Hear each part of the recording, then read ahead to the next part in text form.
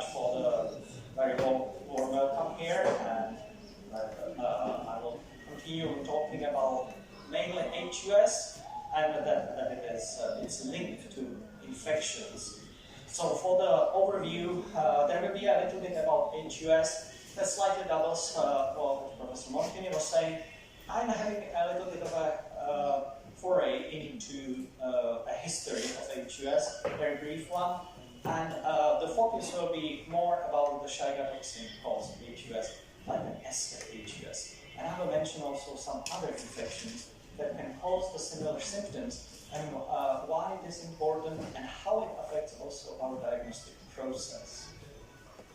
So the HUS is a part of quite a large family of diseases that are defined by the thrombotic microangiopathy. Mostly a feature that it is derived from the kidney biopsy, that we see a microangiopathic process, thrombi in the glomeruli in small arteries caused by numerous things that they are there, including the complement activation linked to TTP, those ones that they are the primary TMA of hereditary, a plethora of secondary ones caused by various things, drugs, and what I will be focusing on is the part in the lower right corner, which is the infections that they are causing the symptoms of thrombotic microangiopathy. That would be what we would see on the biopsy and what is happening in the kidney, and clinically what we call HUS. So HUS, this abbreviation is coming from the H for the hematological symptoms, the low platelets, hemolytic anemia, high LDH because of the destruction and release of LDH from the red blood cells, negative direct antiglobulin test, which tells us that it is not an autoimmune hemolytic anemia, and high reticulocytes that say to us that it is not a production problem and that it is most likely a hemolytic process. The U stands for uremia, acute kidney injury syndrome, that we need to see all these symptoms to say that this is HUS. So you see it is quite broad to define this, and you have seen what all those on the previous TMAs can cause it. So it is not exceptionally long disease that was, the description comes from 1955, where there was, by a Swiss doctor, identified the symptoms of HUS, and he called it, interestingly, hemolytic uremic syndrome, in plural. If it is just that there were 5 patients that he identified on histology and by clinical, it was really very difficult because all those patients had died, actually. So, or if it was a little bit of a hint that it is not a singular entity, that it might be caused by different pathologies. So that was Dr. Gasser there on the picture that identified and set up the definition of this disease. And with the infections, the breakthrough came with Professor Karmali. That's about the time when I was in this world. So again, also not that very long, that he identified the link between the symptoms of HUS, specifically those ones with colitis, diarrhea, and these gastrointestinal symptoms, and their link to specific subtype of E. coli infection that produces a toxin.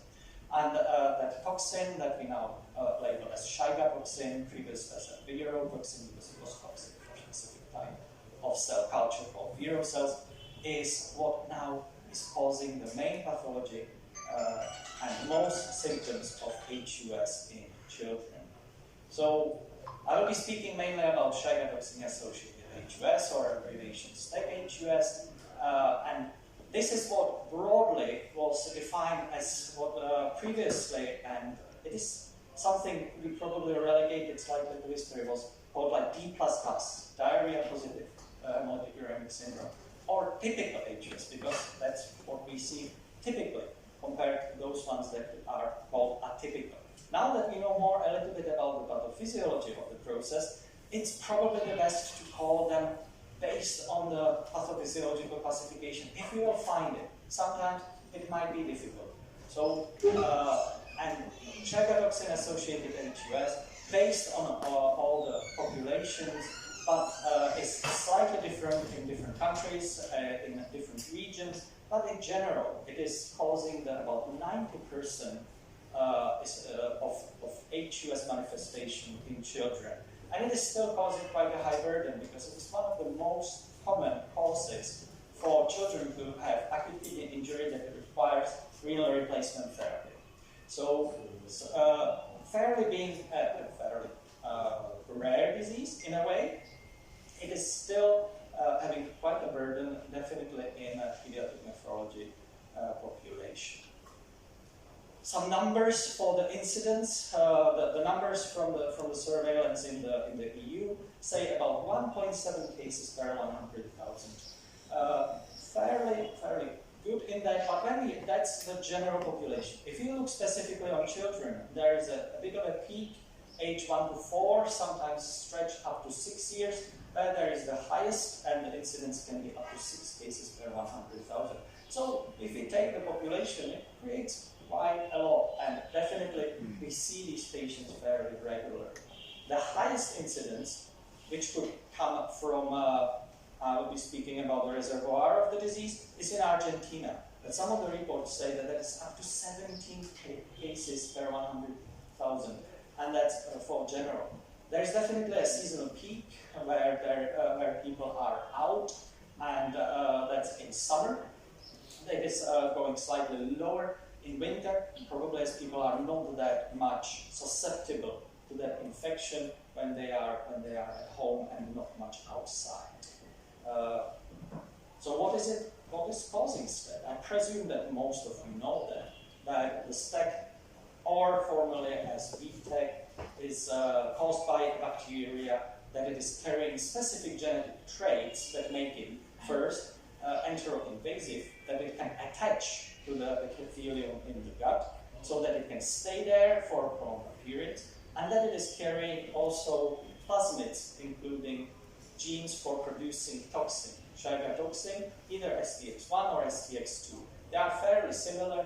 It is from some retrospective studies that those with STX2 are probably exhibiting a little bit more of the pathology. So, and these bacteria are ubiquitous. So E. coli are very common. They are very common in wild living ruminants, in farm animals, especially in the beef cattle. And the transmission can be from various sources, either from the environment, when you are in the environment, in contact with animals, but there is also definitely a possibility of transmission human to human, which sometimes there is a bit of a traded tradition that children under 6 months, as they are not much exposed to the alimentary sources, which are the most common, are less prone. But we have definitely seen an infection in this age group that we are working to review it from our data right now to really say that there is definitely a risk of transmitting the disease from relatives, mothers, fathers, to the child, because they can have only milder symptoms, but the child can then have more serious ones. And of course, the biggest vector is the food. Mainly, it is a food that is contaminated by stool of the ruminants and cattle, which in most cases is either the ground beef that it is undercooked, or vegetables that they are having traces of the stool from the cattle. And why cattle? So there is quite a large prevalence of carrying E. coli with the STEC trait in cattle. Why they are not having HUS? They are not much bothered about it because the Shiga toxin is binding to a specific receptor, and these ruminants are not having it. So they are impervious to this damage. So they can carry it, and there is a overall there can be up to 90% of the cattle in certain herds could have carried these bacteria together with other enteropathogenic or just usual E. coli. The highest proportion is young cows and calves, then it slightly drops throughout and increases then later for like in the cattle.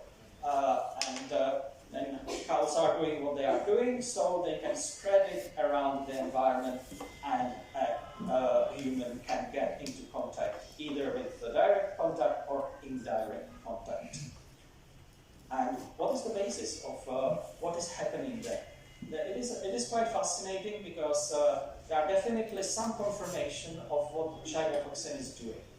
You don't need much of an infection. That's why it is so dangerous in terms of contamination of the water and food products, because you just need only about 100 bacteria to enter into you, and you can have the symptoms of the infection, which then progresses further. Fortunately, not in all cases.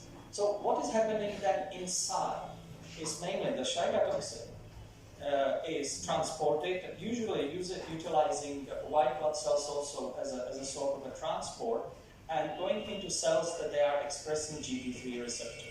The Shiga toxin is having a very strong binding to this receptor. This receptor is internalized inside the cell, and for us, the most important cell would be the endothelial cell. There is a GB3 abundance in the endothelial cells, and because there is lots of glycocalyx also on the renal epithelium cells, they attach to it, and then interestingly, utilizing a retrograde transport throughout the cell. So completely opposite what the cell is normally doing, creating proteins in ribosomes, sorting them into Golgi, and expressing them outside of the cell. So they hijack this pathway and use it in reverse. So the Shiga toxin then travels backwards into the Golgi, and its subunit A is then attacking and binding very quickly to ribosomes, and skips between, binds the ribosome and detach, and goes to another one, and very rapidly it kills most of the production of protein inside the cell. So no protein production in the cell, that means the cell will be dying, because it can't sustain its metabolism. What other pathways the Shiga toxin is doing, and that's interesting because we are on a meeting about complementary diseases, is that it is affecting also most likely an alternative pathway of complement, because Shiga toxin can bind factor H, thus reducing the inhibition of the C3 spontaneous takeover, and there can be an increase in C3 activation. C3 can deposit on the cells, they might be also a little bit damaged. It attracts even more of the inflammation. Interestingly, Shiga toxin even itself stimulates the production of the GB3 receptor on the cell, so it creates a positive feedback loop. With that altogether, it creates also a prothrombotic microenvironment in the endothelial cells with release of thrombin and a decrease of control with plasminogen. So all that leads to first destructions of the endothelial cells, then exposing the underlying tissue under the cells, which is then causing also further activation of platelets, the platelets degranulation, their attractant of fibrin, and creation of microthrombi, so super tiny clots inside. And through these clots, because there's no great perfusion, the kidney suffers, resulting in the acute kidney injury. And the red blood cells are trying to pass through these microthrombi because the kidney is also trying initially increase the pressure throughout, so they are mechanically damaged on these dams created by the microthrombi. And then we have the typical schistocytes or fragments of red blood cells that you can see. This is the usual clinical course of the patient. So after about 2 to 5 days of ingestion of the bacteria, most of the patients develop diarrhea. That's about 95% of cases, and lots of that stays there, and they don't exhibit anything more, which is quite fortunate.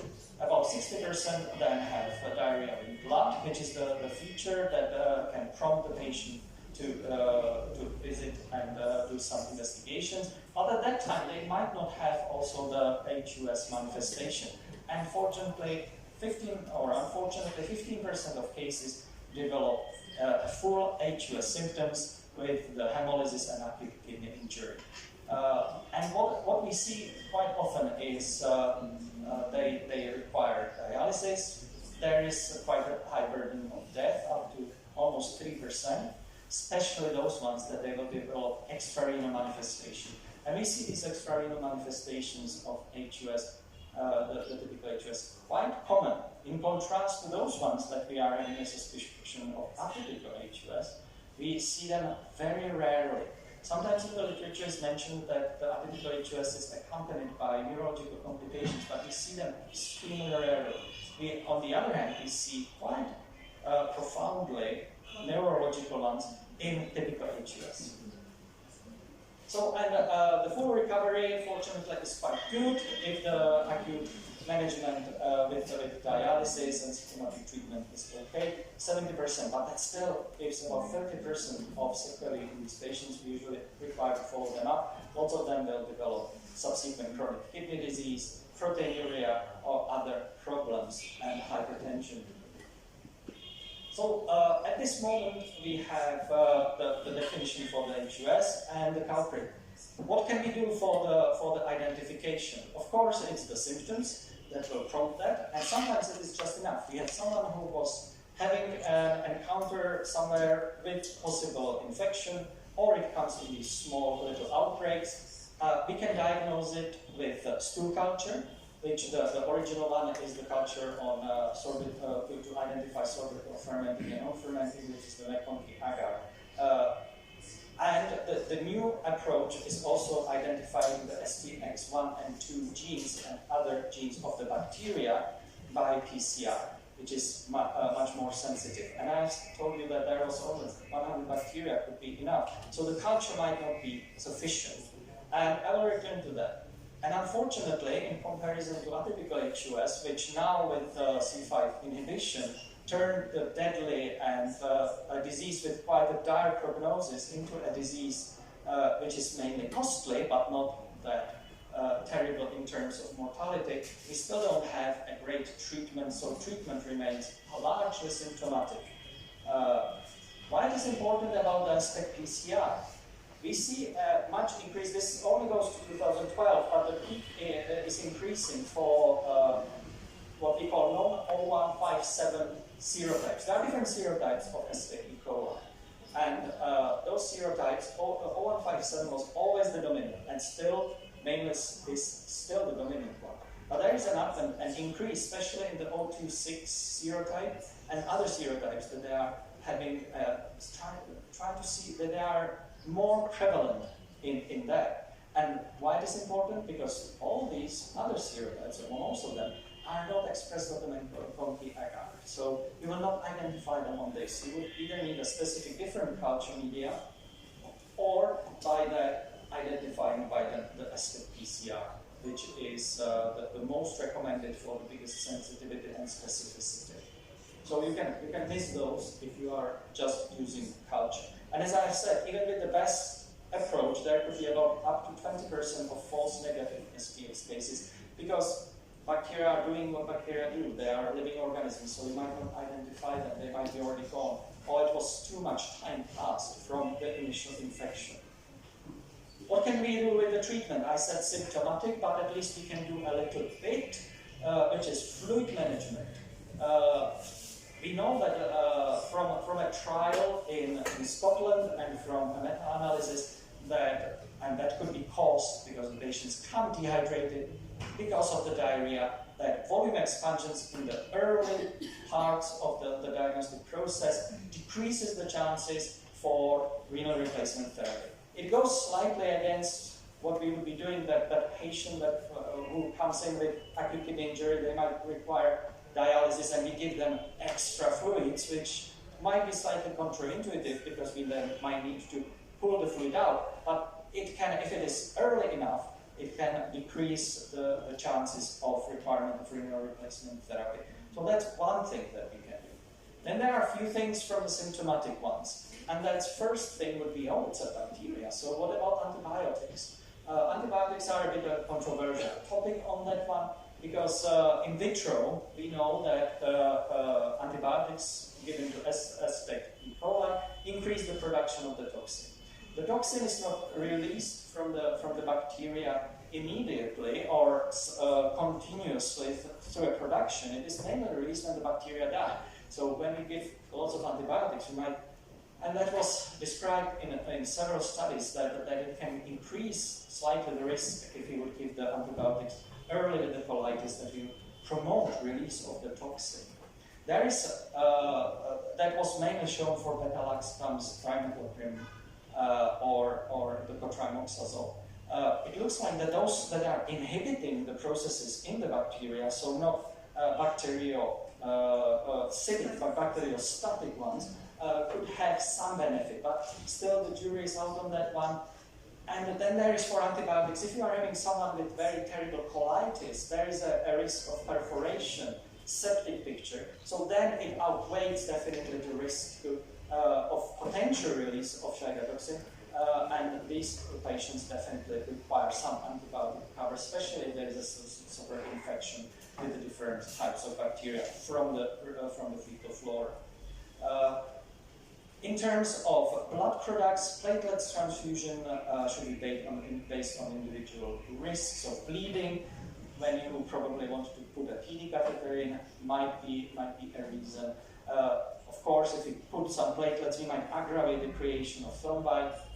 However, this would need to be based on specific risks for the patient and risk of bleeding.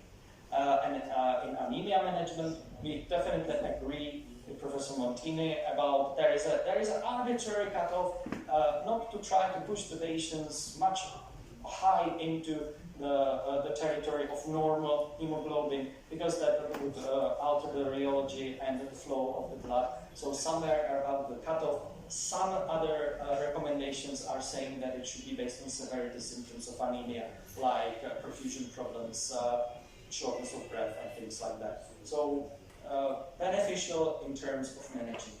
And of course, blood pressure control. There is no specific recommended antihypertensive for blood pressure control. ACE inhibitors were not showing any positive or deleterious effect. So it's mainly to control the blood pressure, because we want to prevent further damage and those neurological sequelae also, because those patients can go into stress and other nasty things if their blood pressure gets out of control.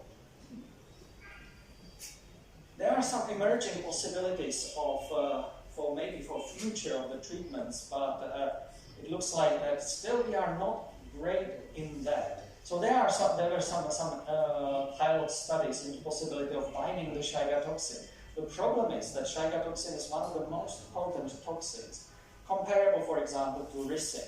So you need a very tiny amount to achieve the toxic effect. So scavenging it is probably too late because the damage has already happened.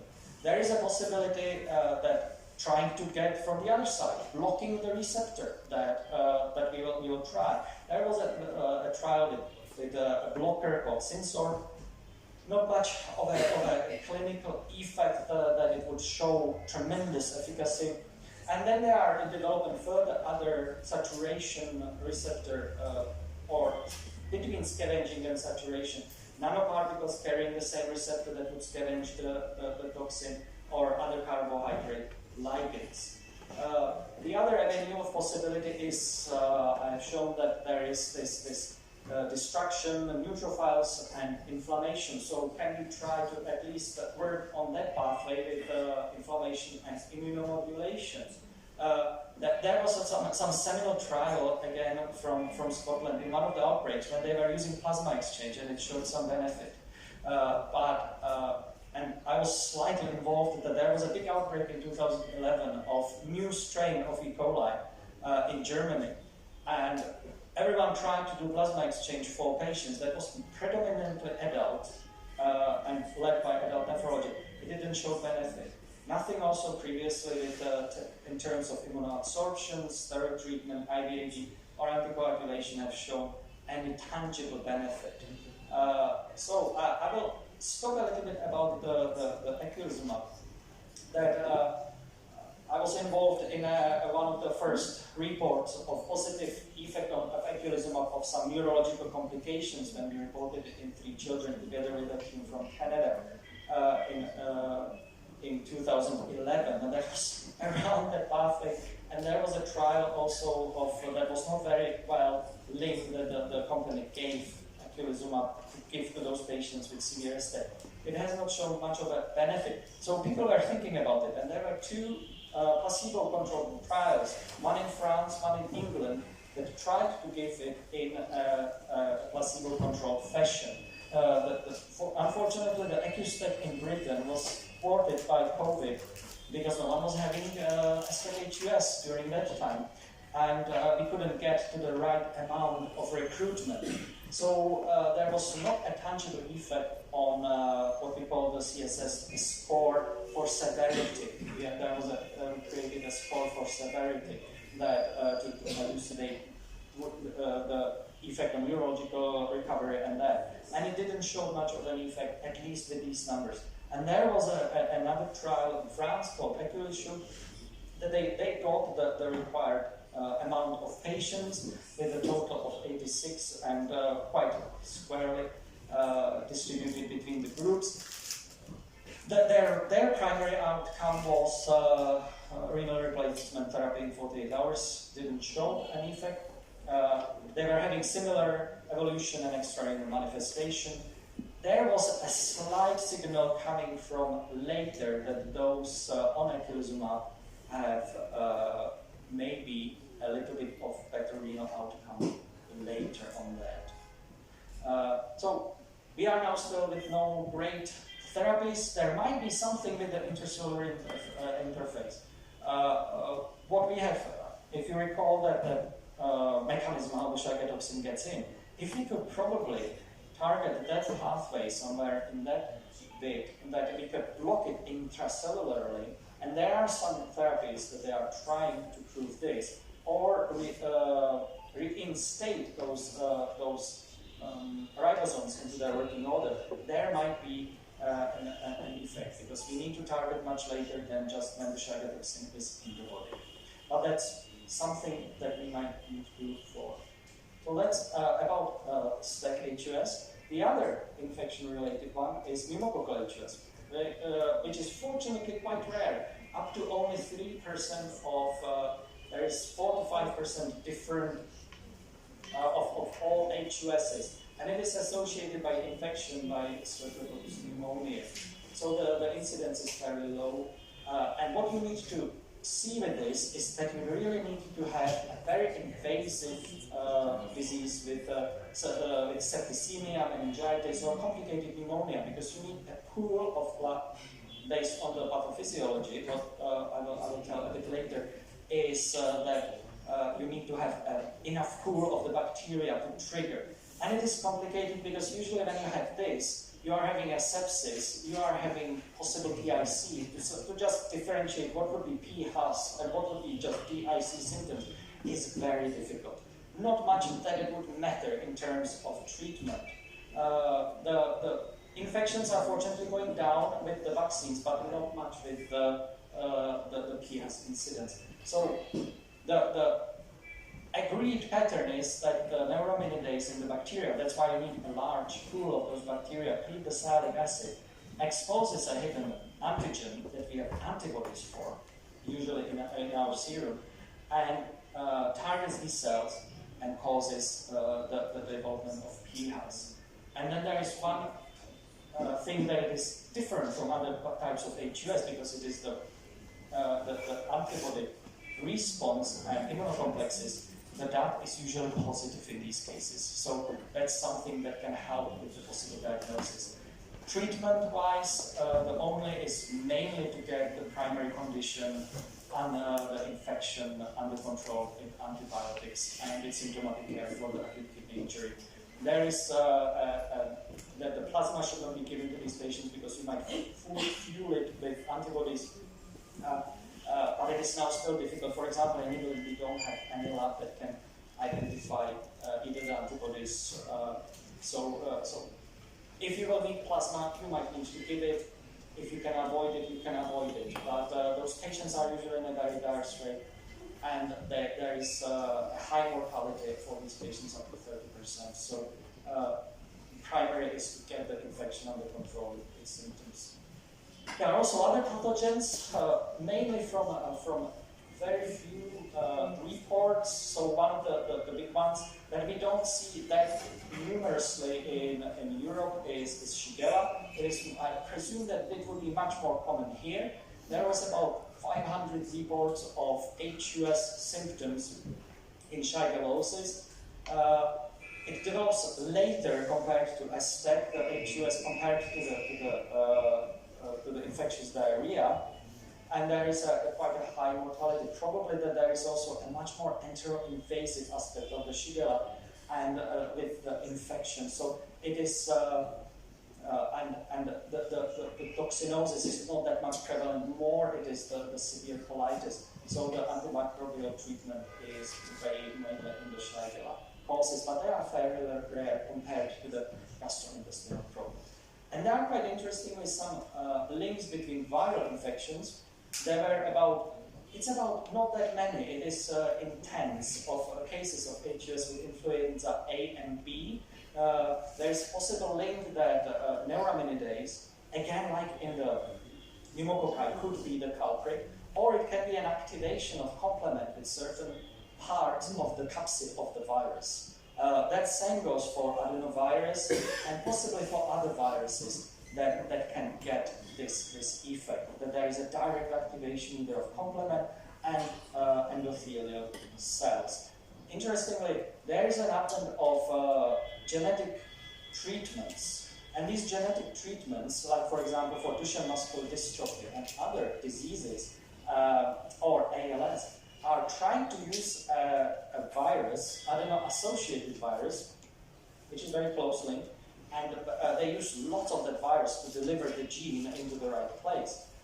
And some of these patients have presented, when they were loaded with this virus, with symptoms of TMA and HUS, and they responded to some eculizumab. So there might be some pathophysiology to it, but as they are so rare, it would still need some investigation. And of course, everything can be also linked to potential symptoms of HUS, because if you are having a hemolysis, low platelets, and AKI, it can be also a DIC or an infection and sepsis. So we have seen several patients presenting with the symptoms that slightly makes our diagnostic process a bit more difficult. So the first part is also to exclude possibility of septic pictures, DIC, and certain other bacteria. For example, we had a very interesting series of about 3 cases with a bacteria called Capnocytophaga canimorzuin, which is in Orophorolora of dogs, that was causing quite severe bite infection, but also something that was, they were not overtly septic, but they were having symptoms of HUS. So, and we identified some of these that we are working on some of them. So that was a bit of a tour about possible infectious related diseases. Thank you for your patience with that. And I'm National Complement Therapeutic Service in Newcastle. And if anyone would like to contact us, we are very happy for helping with any aspects of diagnostic process or help with atypical HUS and its treatment. Thank you. Thank you, Dr. for the interesting lecture. And because of short session of time, we will proceed to the next speaker. Questions? Okay.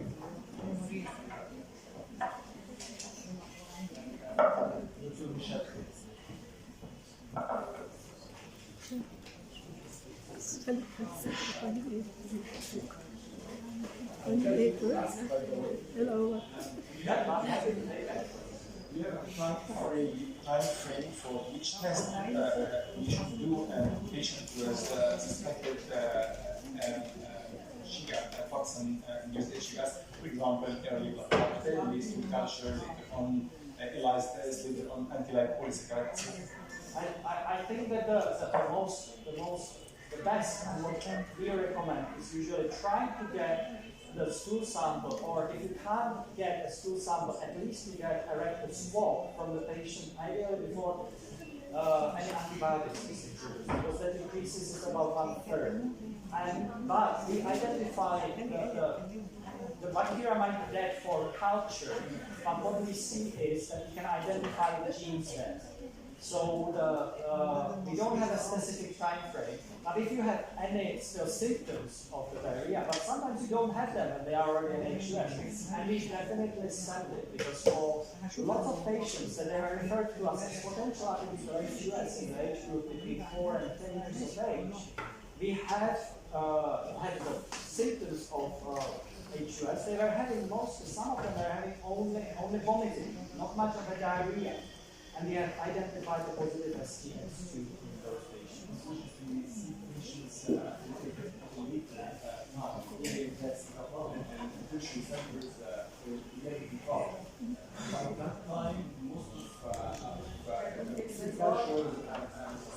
And they already have it is not only probably by education. If you are having a suspicion that that it is somewhere outlying, might develop an HUS and requires then and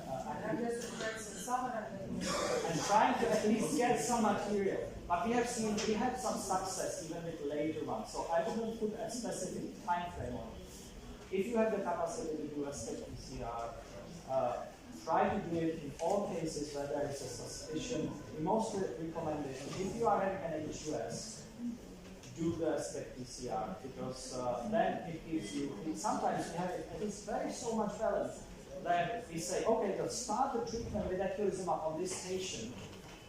2-3 days you will have the SPECT result, and we might stop after the first dose. Getting away from that risk of developing really like potential end stage or very terrible consequences from missing a particular HUS.